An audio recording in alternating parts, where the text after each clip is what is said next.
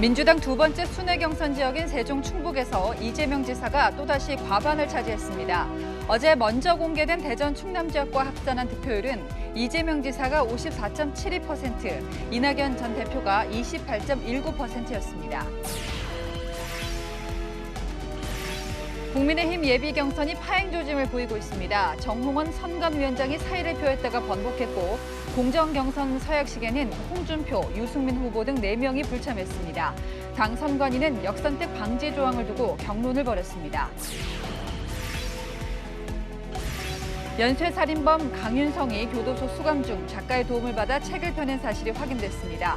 가족의 생계에 도움을 주고 싶다며 출판을 부탁했는데 모두 거짓말이었습니다. 단독 보도합니다.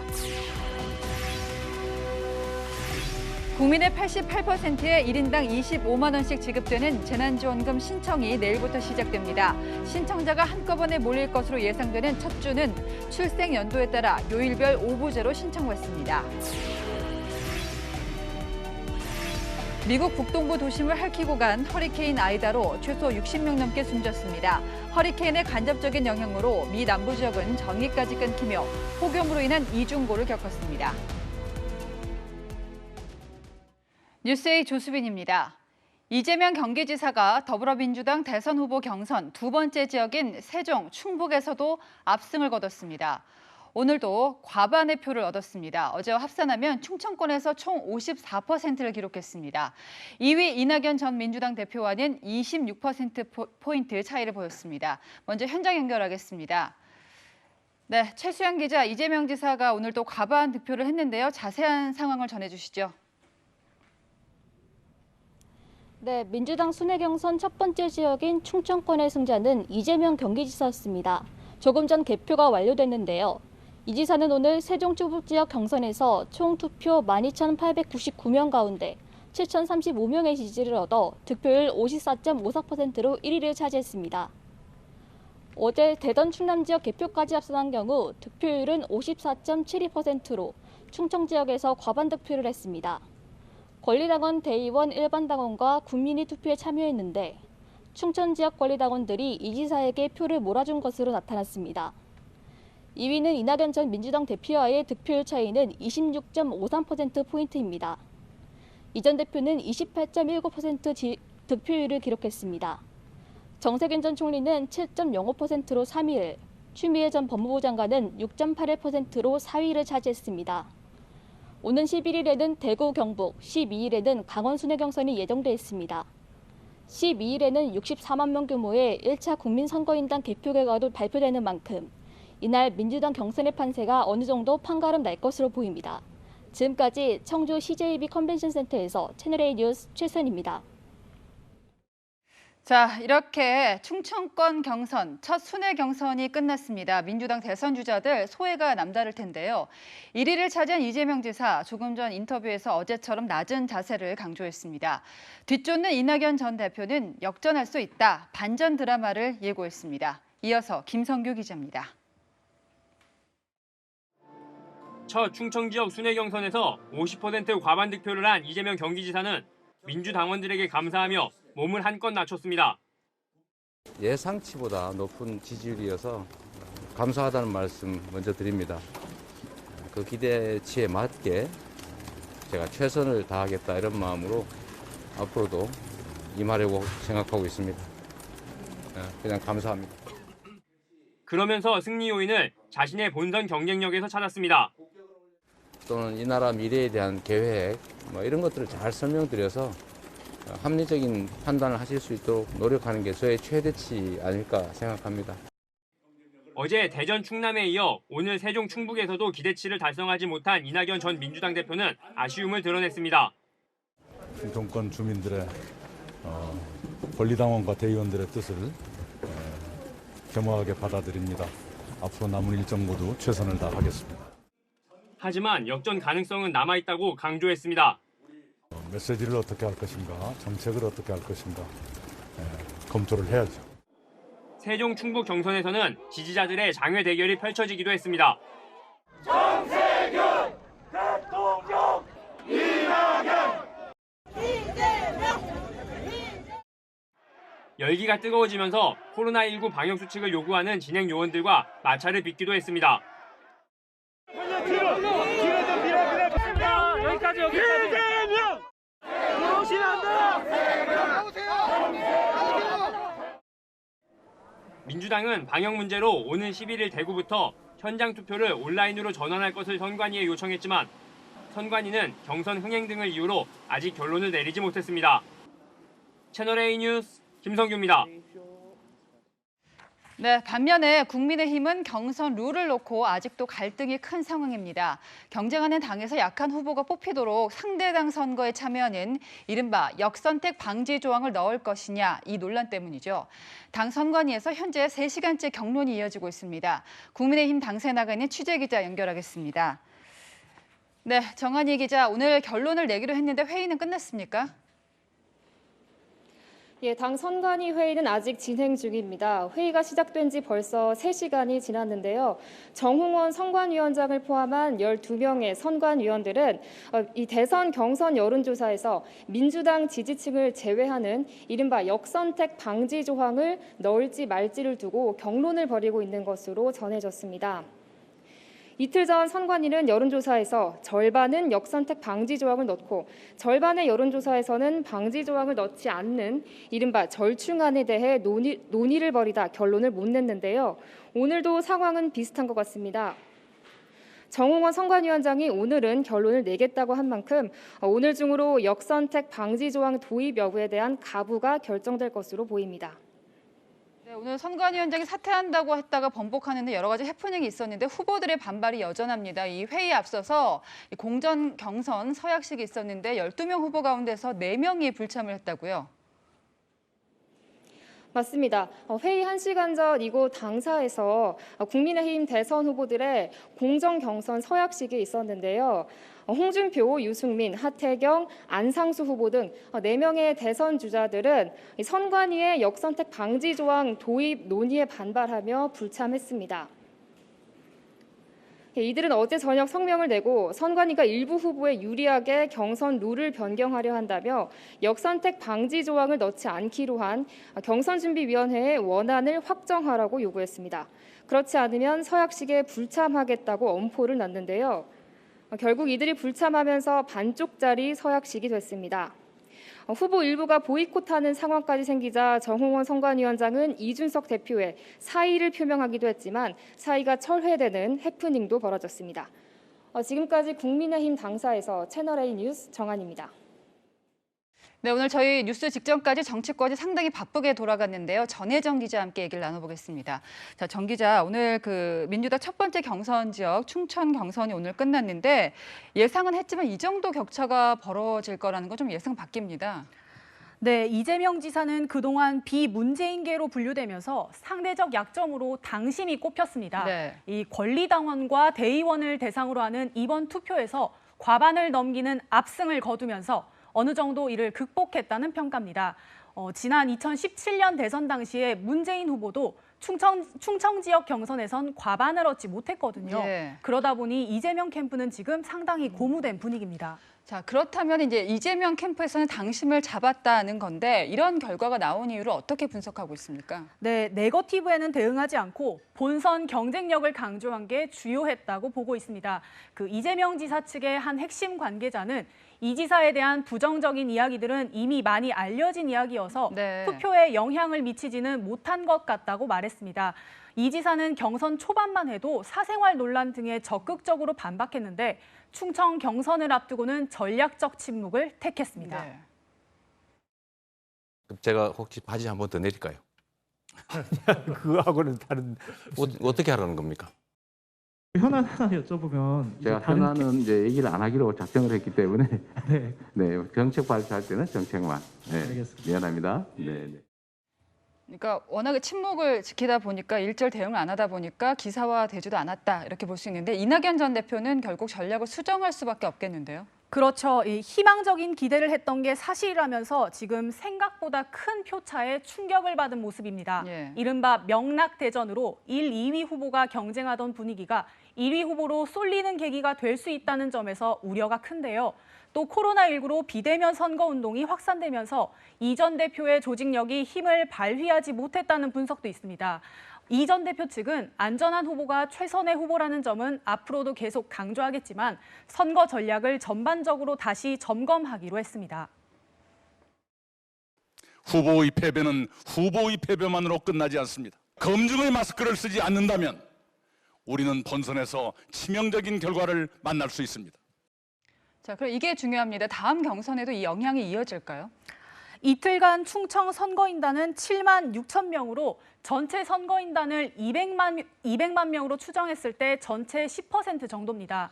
이재명 지사 측은 당심은 곧 여론을 반영한 결과라면서 오는 12일 64만 명의 일반 국민 투표 결과도 비슷할 것으로 전망하고 있습니다. 이 지사는 오늘 미리 대구를 방문하는 등 여유 있는 모습도 보였습니다. 예. 워낙 살벌하고 험한 판이어서 제가 약간의 여흥 삼아 노래 한번 해드리도록 하겠습니다. 빛내자 우리 경북 대한의 자랑. 잘하지 않습니까? 이낙연 전 대표 측에서는 부인 김숙희 여사가 대구 경북을 향했습니다. 김 여사는 또 어제 충남 경선 이후 참모들에게 SNS를 보내면서 기죽지 말라 이렇게 직접 격려했는데요. 네. 이 지사는 결선 투표 없는 굳히기를, 이 전 대표는 호남 경선에서 10에서 15%포인트 격차로 따라붙으면 승산이 있다 이렇게 보고 있습니다. 이 관건은 단일화 여부입니다. 네. 정세균 전 총리 측은 이제 단일화는 의미가 없다면서 완주하겠다는 의지를 보이고 있습니다. 정세균 솔직히 지지율 높지 않습니다. 저희도 국회의원을 대상으로 대통령을 뽑으면 정세균이 된다는 유머가 떠돌 정도입니다.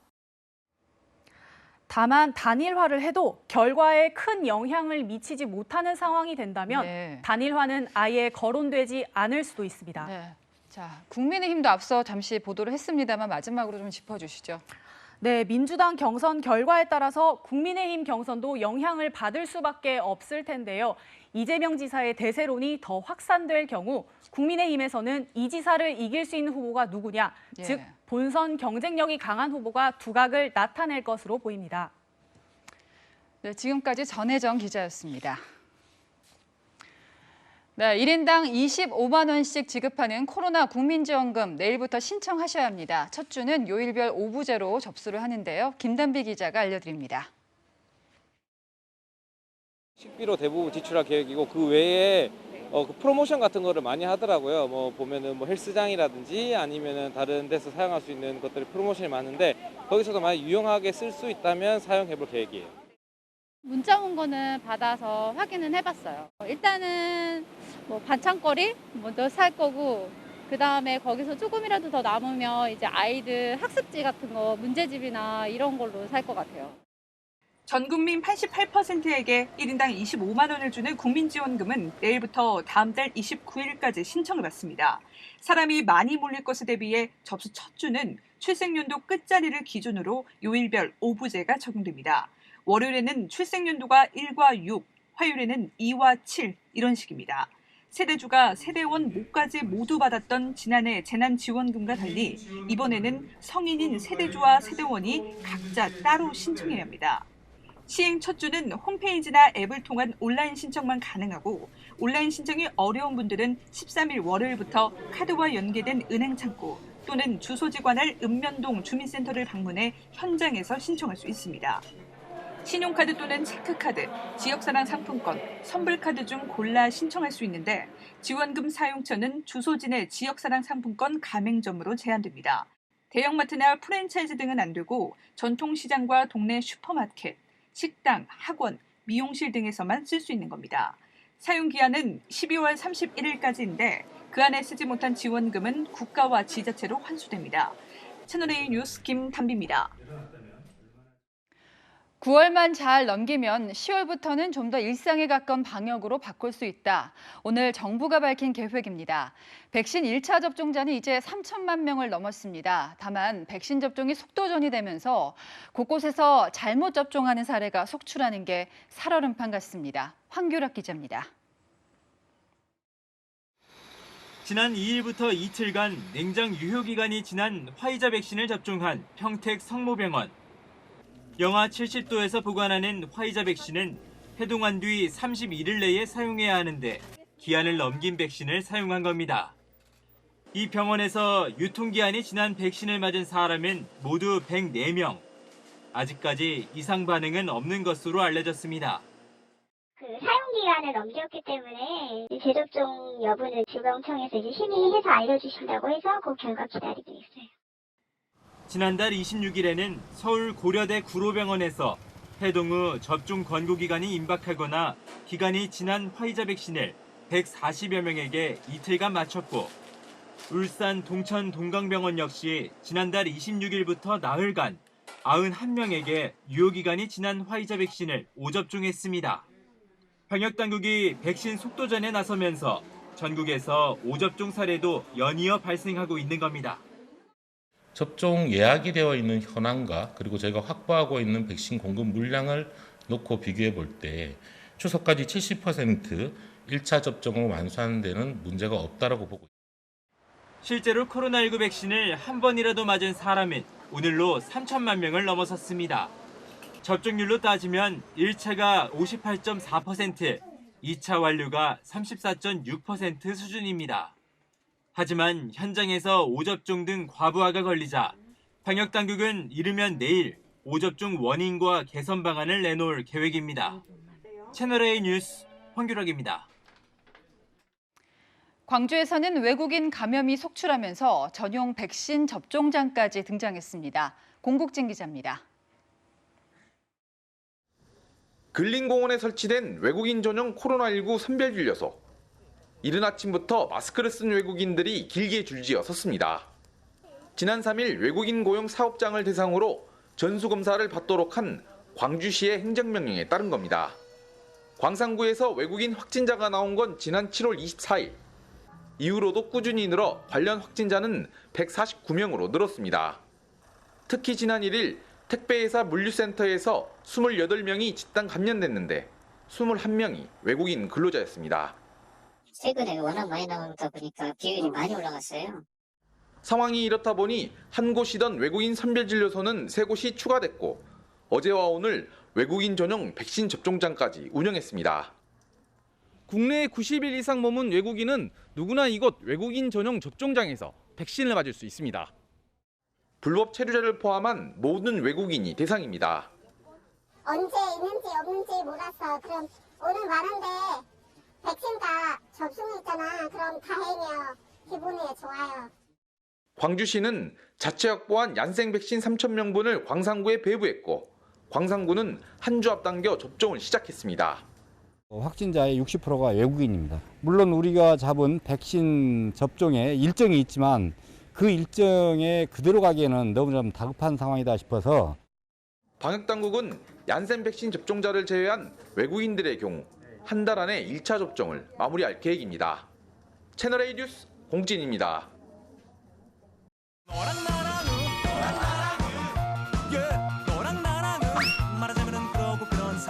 네, 여랑야랑 이민찬 기자와 함께하겠습니다. 첫 번째 주제는요. 자, 윤석열 전 검찰총장 얘기인데요. 지금 어떤 리스크를 말하는 거죠? 윤석열 전 검찰총장 주변에서 국민의힘 입당이 리스크를 키웠다는 얘기가 나옵니다. 네, 사실 뭐 입당할 당시에도 좀 갑작스럽기도 했고 주변에서 찬반이 분분했던 기억이 나는데요. 아무래도 경선 과정에서 상처를 입을 수 있다는 우려 때문이었죠. 맞습니다. 김종인 전 비상대책위원장 대표적인 입당 반대론자였는데요. 직접 들어보시죠. 정당이라는 건 항상 밖에 근소한 사람이 있으면 욕심이 나는데 일단 들여오고 날 것 같으면 그다음에는 부책임을 지는 데가 아니에요. 지난 7월 30일이죠. 이준석 대표가 지방 일정 중 윤 전 총장이 전격 입당하면서 이 대표와 갈등설이 불거졌습니다. 이후엔 경준이 토론회 참석, 역선택 방지 조항 도입 등 경선 룰을 두고 다른 후보들과 갈등을 빚고 있죠. 그러니까 윤 전 총장 입장에서는 김종인 전 위원장 말이 맞다고 느낄 수도 있지만 그래도 입당에 따른 장점도 분명히 있을 텐데요. 우선 국민의힘 현역 의원뿐 아니라 원외 인사들이 대거 캠프에 합류하면서 지원군을 얻었습니다. 최근에는 윤 전 총장이 재직 당시 야당의 고발을 사주했다는 의혹이 불거졌죠. 내일 법사위에서 이와 관련한 현안 질의가 있는데 국민의힘 의원들 윤 전 총장 대신 나서 윤 전 총장을 보호하겠다고 벼르고 있습니다.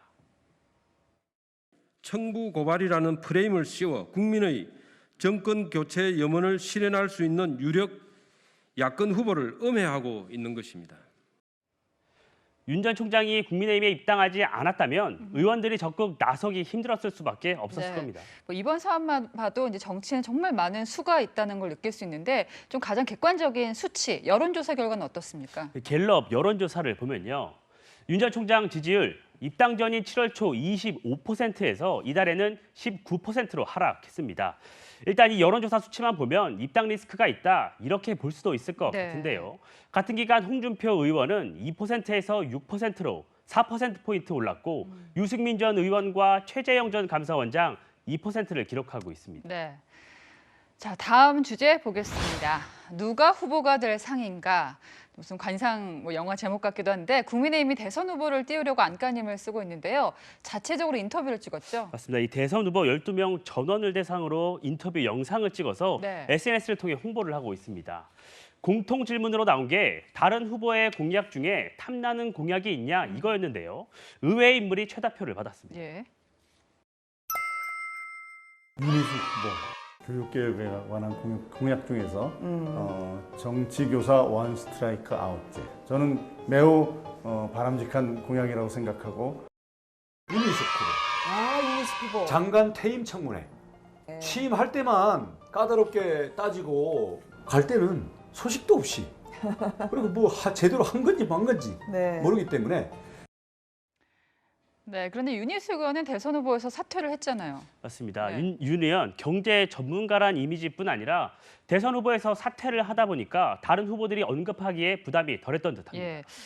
자, 지금 윤석열, 홍준표 두 후보가 아무래도 상대적으로 지지율이 높은데 이분들의 공약은 주목을 못 받고 있나요? 윤석열 전 검찰총장 주택 공급 확대를 골자로 한 1호 공약을 발표한 이후 공약에 대한 언급이 아직 없습니다. 홍준표 의원 1차 컷오프 이후에 본격적으로 정책을 발표하겠다고 하는데요. 그러다 보니까 이런 비판도 나왔습니다. 탐나는 공약이 없는 게 윤석열 후보는 아예 공약이 없으시고 최재형 후보는 뭐 한두 개 있으시고. 지금 국민의힘 대선 주자들은 경선 여론조사에서 역선택 조항을 넣느냐 마느냐 이를 두고 싸우고 있죠. 유권자가 원하는 건 경선룰 싸움이 아니라 정책 경쟁이 아닐까 싶습니다. 후보들 입장에서는 경선에서 이기는 게 급하기 때문에 당장 룰이 더 중요하겠죠. 지금까지 여랑야랑이었습니다. 네, 지금부터는 연쇄살인범 강윤성 사건 채널A가 단독 취재한 내용을 보도하겠습니다. 저희가 강윤성의 이중성을 보여줄 책 한 권을 입수했습니다. 자전적 에세이 형식으로 감옥에 있는 범죄자가 회개하고 갱생하는 과정을 뭉클하게 그려냈는데요. 강우영이라는 이 남자가 바로 10여 년 전 강윤성이었습니다.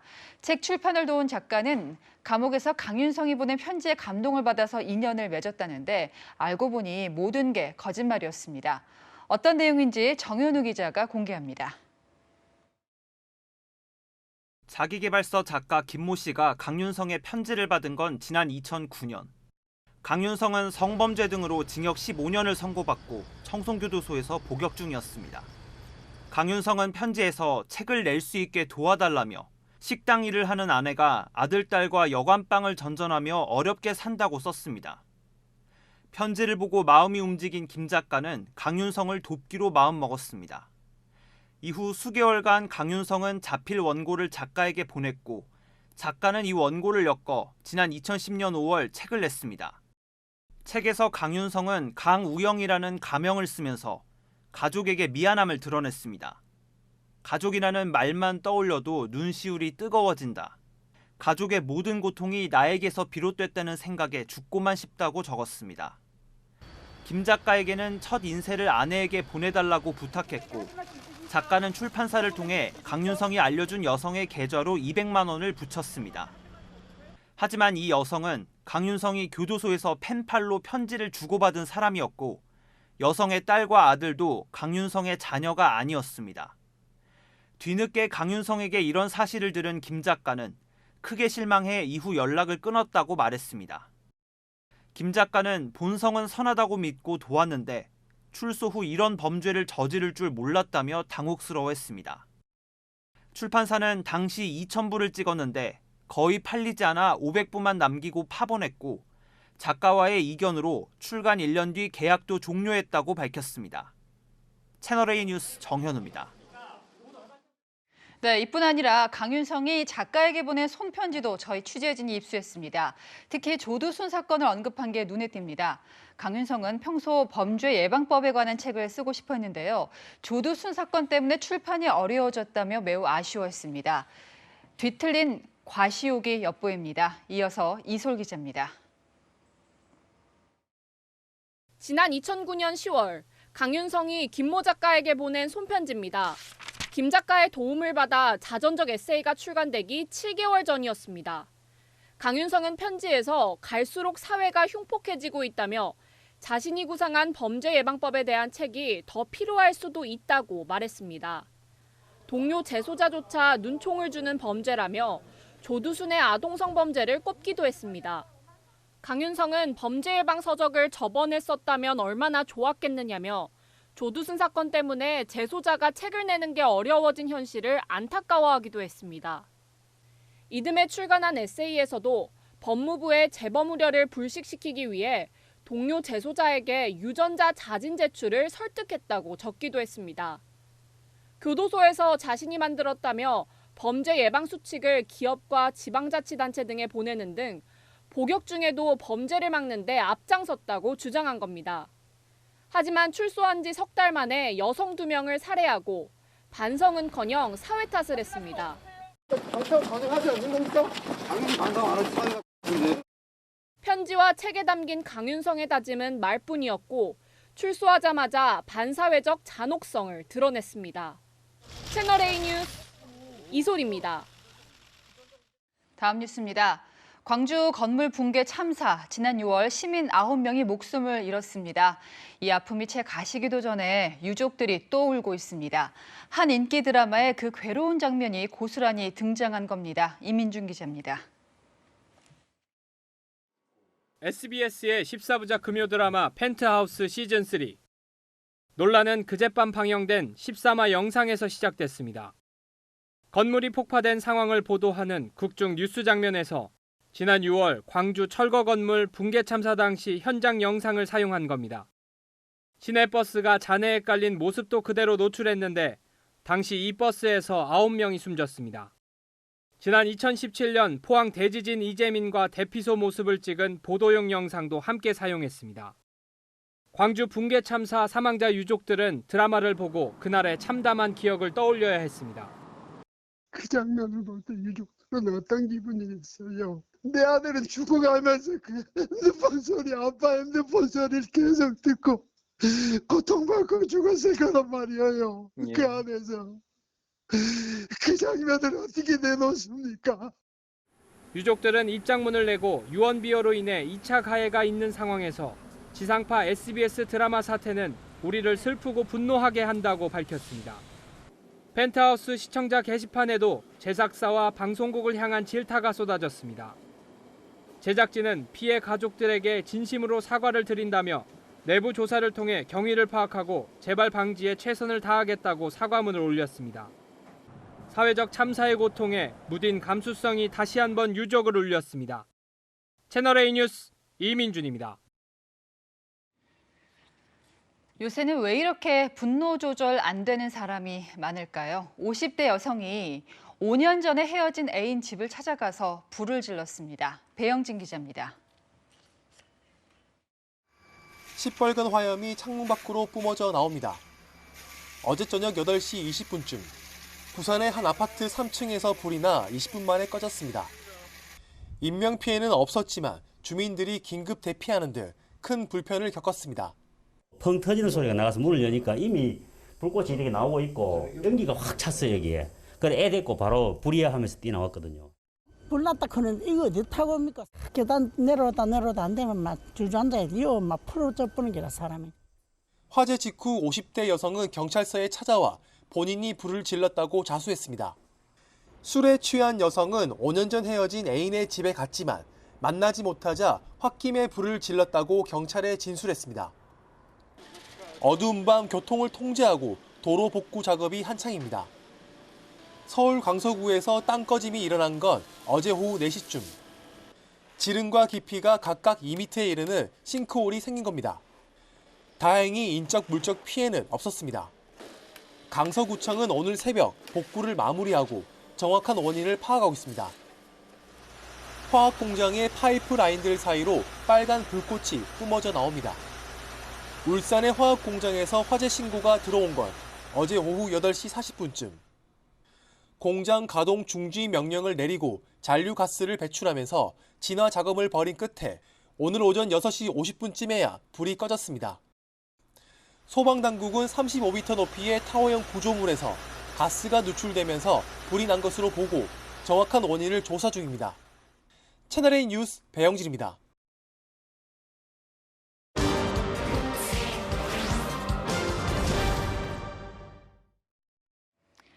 알파, 감마, 델타, 이제 뮤까지. 코로나 변이 행렬이 이어지지만 위드 코로나로 돌아서는 나라들이 많아지고 있습니다. 전과 똑같진 않아도 최대한 일상을 회복하는 방법을 찾는 건데 물론 관건은 백신입니다.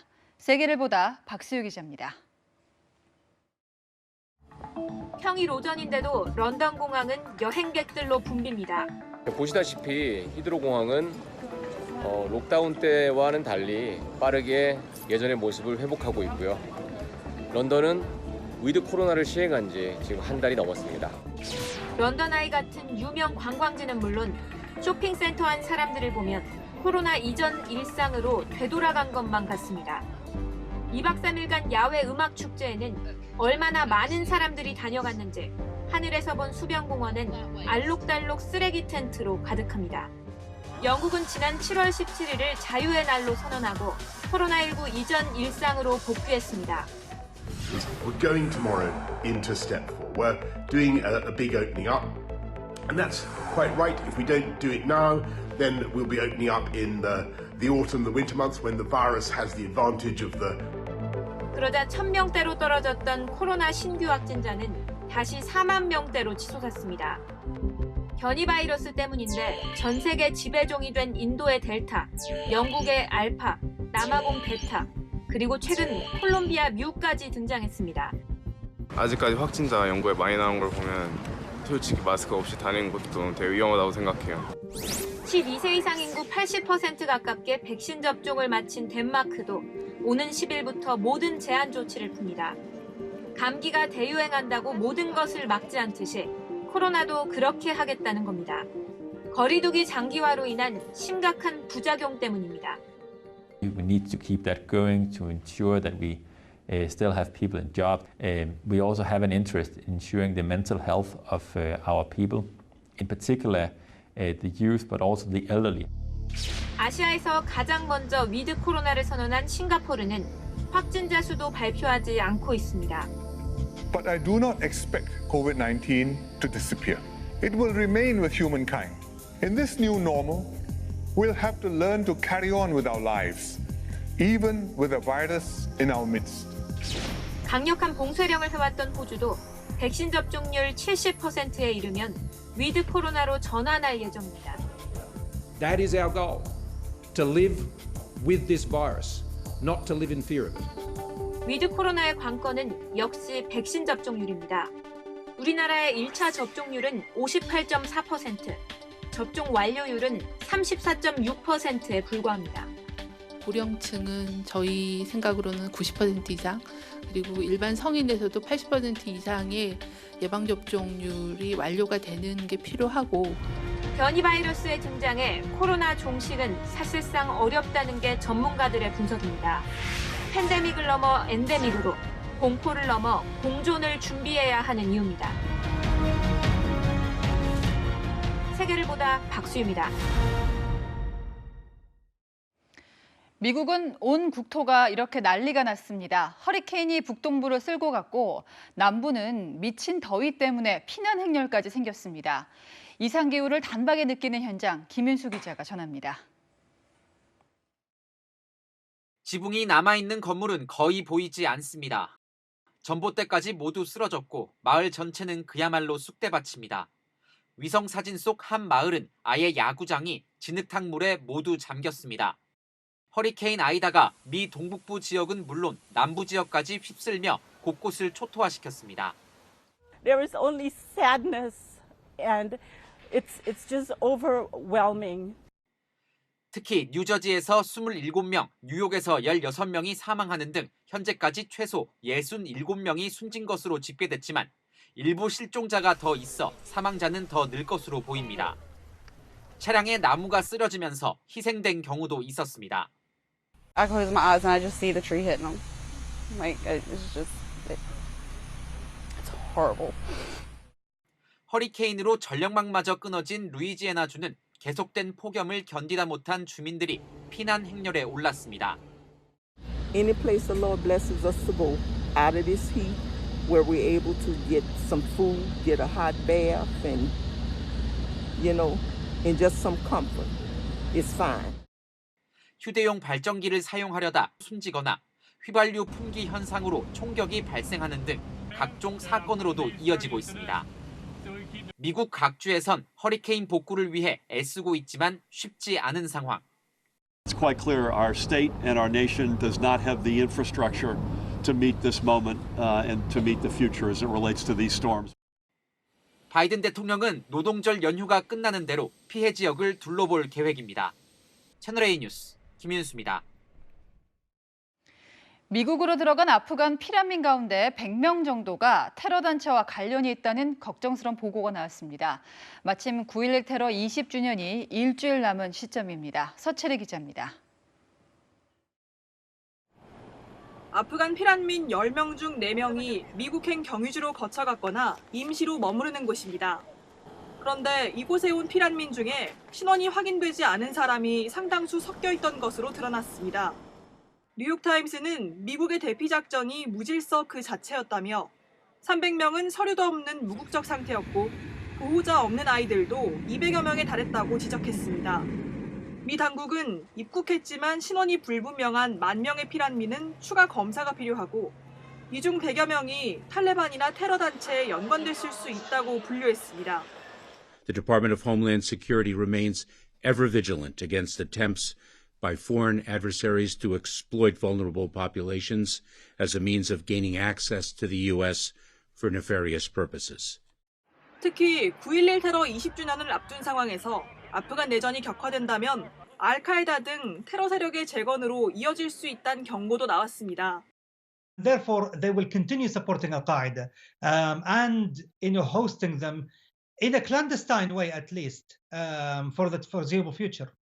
정부 수립을 앞둔 탈레반은 판지시르 계곡에서 저항군을 제압했다며 촛포를 쏴 17명이 숨졌지만 저항군 측은 함락 소식은 거짓말이라 일축했습니다. 여성들의 시위를 무력으로 제압하고 아프간 군경 출신은 탈레반 가입을 금지시키는 등 억압 정책도 계속돼 아프간 전국의 혼란은 커져만 가고 있습니다. 채널A 뉴스 서채리입니다. 네, 제 옆으로 보치아 선수들이 보이는데요. 패럴림픽에서도 뇌성마비처럼 움직임이 어려운 선수들만 참가할 수가 있습니다. 자, 우리 보치아 대표팀이 9연속 금메달을 지켰습니다. 무려 88 서울 올림픽 때부터입니다. 이현용 기자입니다.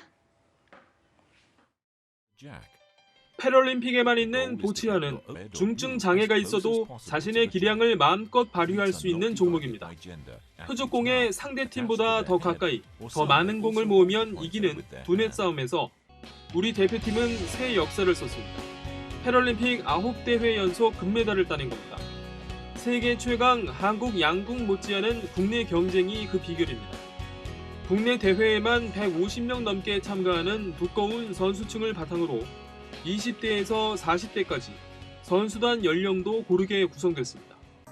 이전 대회에서 금메달을 땄던 베테랑들의 노하우와 자신감은 연장 접전에서 빛을 발했습니다. 대회 전부터 9연패를 기대했던 이유였습니다. 한만큼 지금 경기력이 많이 올라가 기대해줘. 오늘 막을 내리는 패럴림픽에서 우리 대표단은 보치아와 탁구에서 따낸 금메달 2개를 비롯해 은메달 10개, 동메달 12개로 종합 41위에 올랐습니다.